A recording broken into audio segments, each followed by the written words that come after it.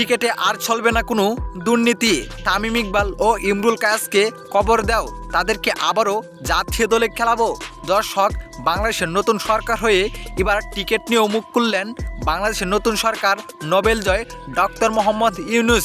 যেখানে শেখ হাসিনার পতনের পর বাংলাদেশের নতুন সরকার হয়েছেন ডক্টর মোহাম্মদ ইউনূস।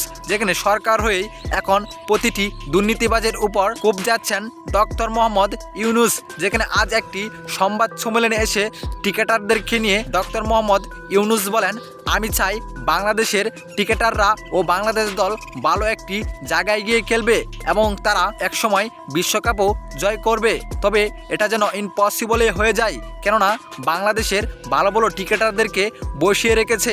নয়তো বাংলাদেশ আরও ভালো জায়গায় খেলার সুযোগ পেত এবং কি বিশ্বকাপও জিততে পারত।